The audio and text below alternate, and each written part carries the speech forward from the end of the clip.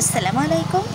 আশা করি আমার সকল বন্ধুরা ভীষণ ভীষণ ভালো সুস্থ আছে। আলহামদুলিল্লাহ আমরা ভালো আছি। Hello guys, welcome back to our channel. প্রতিদিনের মতন আবার একটা হাজির হয়ে গেলাম নতুন ভিডিও নিয়ে। আর এই ভিডিওটা কি হতে চলেছে তোমরা দেখতে থাকো। ভয়ঙ্কর অভিজ্ঞতা নিয়ে আজকে আমরা এক জায়গায় বেরিয়েছিলাম। একেবারে আমরা জানতাম না যে এত কিছু ঘটে যাবে সামনে। দেখো বন্ধুরা, আমরা যেতে যেতে পথের মধ্যে কতটা পরিমাণে জল জমে আছে। আর এই বৃষ্টির জল একেবারেই বার হয়নি। আর আমরা তো জানি না যে রাস্তা ধরে গিয়েছি সেটাতেও যা, পরের রাস্তাটা ধরেছি সেটাতেও তাই, সেটা তো আমাদের জানা ছিল না। অনেক অনেক লোকজনেরা বলছিল এ রাস্তা দিয়ে যাবে না, একেবারেই যাওয়া যাবে না। কিন্তু পেরিয়ে যেহেতু পড়েছি, অনেকটাই পথে গিয়ে গেছি। আর একটা অসুস্থ পেশেন্টকে দেখতে যাচ্ছি, এজন্য আমাদের যেতেই হলো। দেখো বন্ধুরা, একেবারে 1 কিলোমিটার কিন্তু আমরা এই জলের মধ্যে দিয়ে প্রবেশ করেছি। কি ভয়ঙ্কর অভিজ্ঞতা আজকে, এটার জন্য কিন্তু আমাদের ভীষণ ভীষণ খারাপ লেগেছে। আর এতটা আমরা জীবনেও দেখিনি আজকে যেটা দেখলাম।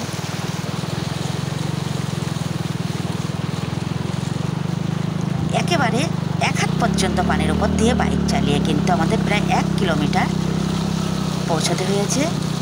আর এটা 1 কিলোমিটার নয়, আরও অনেকটাই।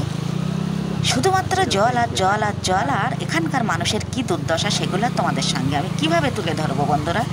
যেহেতু আমি ক্যামেরাটা অন করেছিলাম, কিন্তু ক্যামেরাটা যে বন্ধ করব সেটাও আমি আর করতে পারছিলাম না। এক হাতে ব্যাগ আর বাইকেও ব্যাগ ছিল, কিন্তু সেই সমেত আমরা এত জল পাড়ি দিয়ে সেখানে পৌঁছে গেলাম। তারপরে কিন্তু আমরা অন্য দূরের এক মার্কেট ঘুরে বাড়ি এসেছিলাম।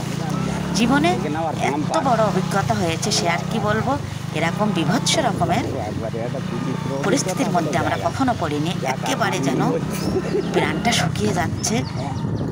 এটাতে দেখতে বন্ধুরা তোমরা মনে করছো যে অল্প পানির মধ্যে এটা কিছু না, কিন্তু না, সেই পরিস্থিতি সেইখানে আমরা উপস্থিত ছিলাম।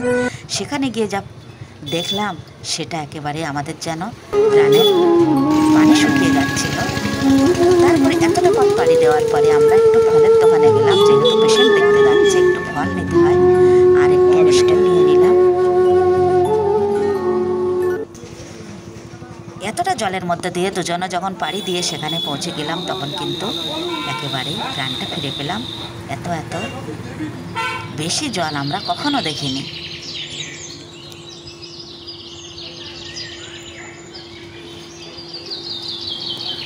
ওইখানে পৌঁছতে কিন্তু দুটো রাস্তা আছে, দুদিকেই যেদিকেই যাচ্ছি সেদিকেই জল আর জল।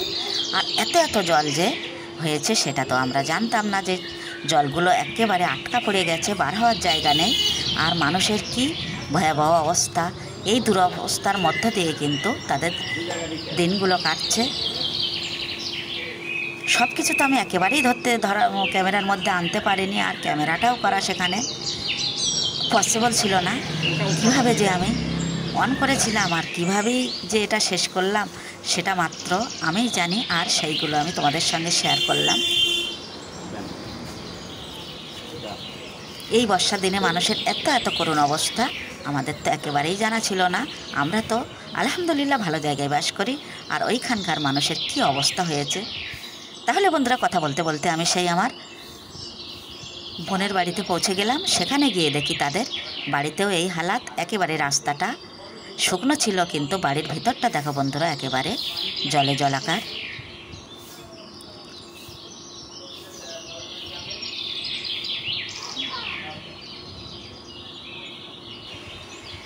সিঁড়িতে গ্যাস সিলিন্ডার রেখে সেখানে ওরা রান্না করে খায়। একেবারে 1 হাঁটু জল।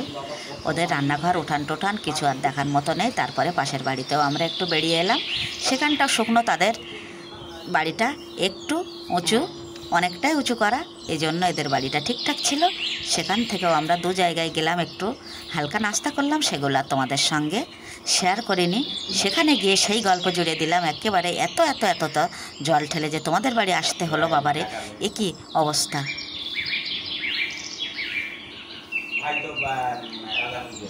একেবারে আমরা বেরিয়েছিলাম 4টের পরে, আর ওখানে আসতে আসতে আমাদেরও সন্ধ্যা নেমে গেছে।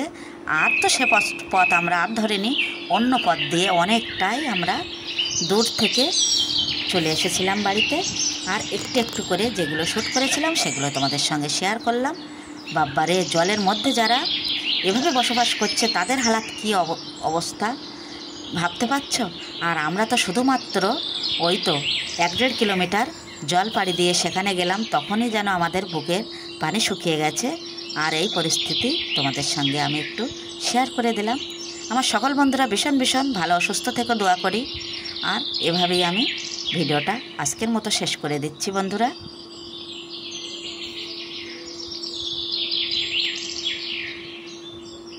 জীবনের এই ভয়ঙ্কর অভিজ্ঞতাটা তোমাদের সঙ্গে আমি শেয়ার করলাম।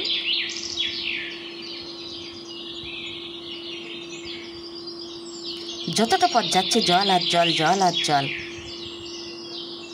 আজকের মতো ভিডিওটা এখানে শেষ করছি। আল্লাহ হাফেজ।